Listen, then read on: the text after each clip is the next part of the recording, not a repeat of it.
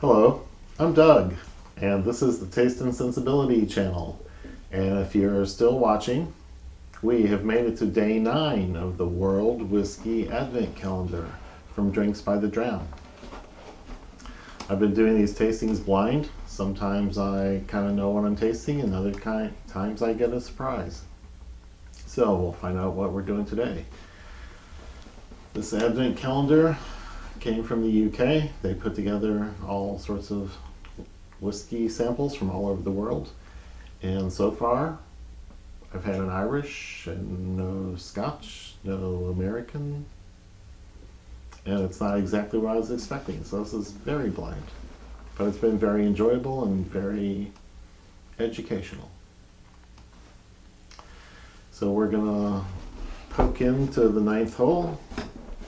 Here, sounds like a golf outing. And pull out the bottle and pour it into a glass without me seeing what it is. And I'll do a little smelling and tasting and see what I can come up with about what it might be.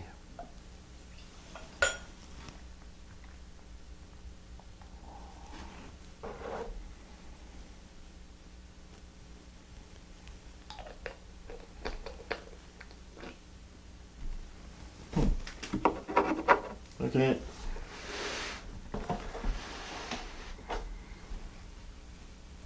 We'll just start in.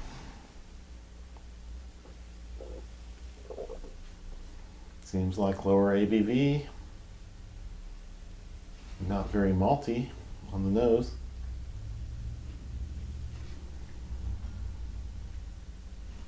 I do smell the alcohol.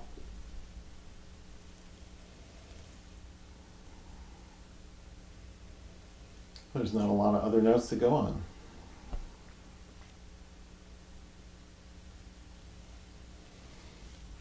Not a maltiness, not any kind of fruit, grainy notes or anything I can identify with at all. So just based on that, I'm going to say some sort of grain whiskey or some sort of Irish whiskey that tends to be very light on the nose. On my nose. Irish whiskeys don't make a big impression on me. The grains, I'm not finding a lot of notes in for tasting or smell. So I think we're done with the nose. Let's just start tasting.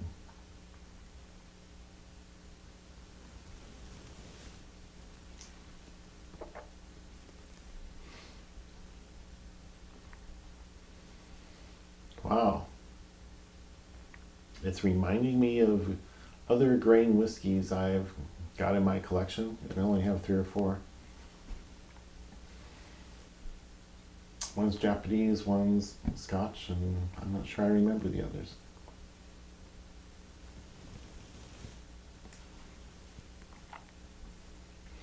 It does taste a little grainy, it does taste a little sweet. It's kind of bright and brittle. And it might have some age on it. It's got some interesting, it might be oak notes. I think when they're aging grain whiskeys, they use tired old barrels that don't impart a lot. But this one's fairly full body for not having much taste, if that makes any sense.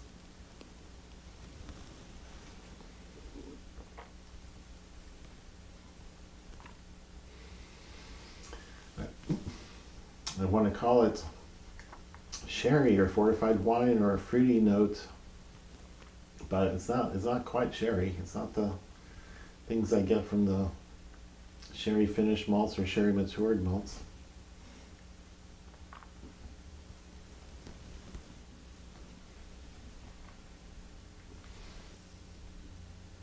I think it's a grain whiskey and it's got a little something extra.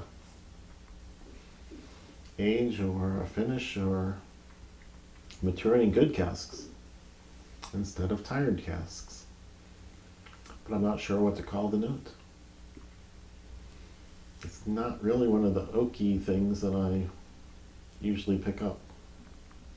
vanilla, toffee, maybe a bit of spiciness.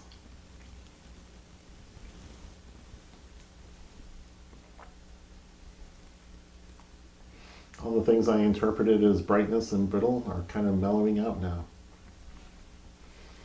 The edges are getting knocked off. Maybe as it sits in the glass or as I get used to it. If it's finally getting around to all the corners of my mouth, every little taste bud has been getting some.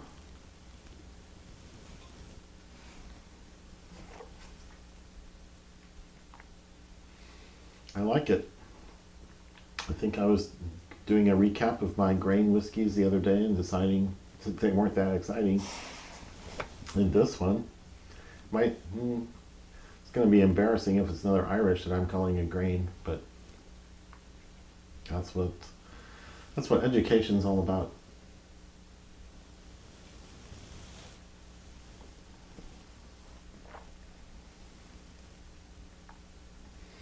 It might be buttery, biscuity thing, which sounds like notes I tend to give to Irish whiskeys.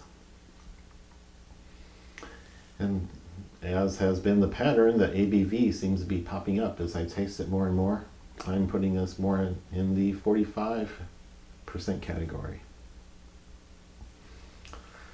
So it takes a few tastes, but if you give it time, you'll start picking out things that you recognize. I've been tasting whiskey carefully a couple of years now. And I have my favorite sorts of things and things I like to taste.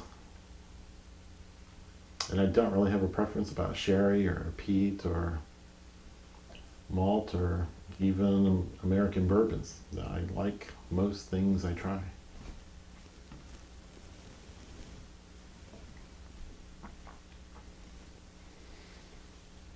I'm coming up with buttery, butterscotch, Scottish shortbread, those kinds of things. So this is getting more interesting as it sits in the glass. I'll do another sip and add some water.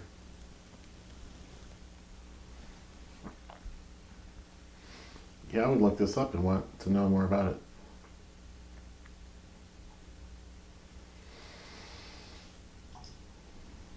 Put in less than half a teaspoon of water. Let that mix and marry and rest and oxidize or whatever it's doing in there. I'm a chemist by training. I'm a PhD organic chemist, so when I say oxidize, I know what I'm talking about, although I'm not sure that's what it's doing here.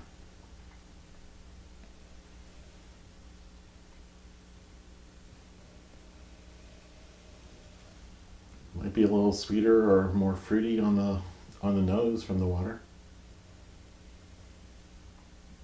It's more complicated, but I'm not sure what to call it.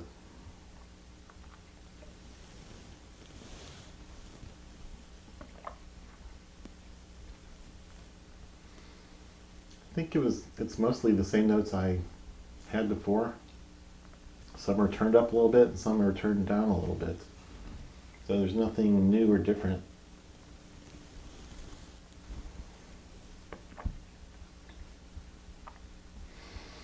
So I'm going to say some sort of craft presentation of an Irish or some sort of well-treated, well-handled grain whiskey. And I'll save a little to enjoy after the reveal. Let's see what we have over here. No way. No. It's a picture of a bird, some ungainly thing, and I think it says Stork on the label. Straight rye whiskey, 59% by volume. It does not have any rye notes.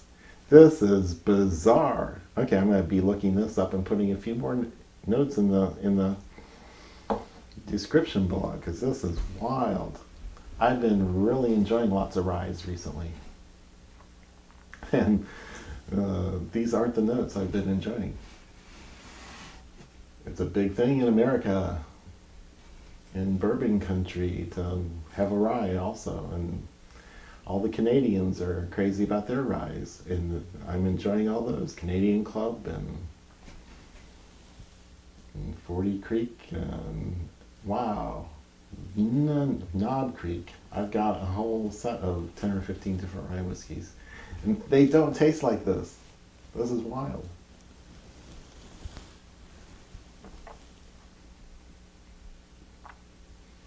None of the rye notes are there. It's not dill, it's not anise, it's not licorice, it's not spicy. So, like I said, I will be looking for this and looking it up. And I'm going to be looking up why it doesn't taste like the other ryes. But this is great. I like it. So, if you like what you're watching, and even if you don't, just go ahead and give it a thumbs up, like this video, subscribe to the channel, which won't always be about whiskey, but it will be about tasting interesting things. And hang around for the next few days and see some more whiskey. So that's all for now.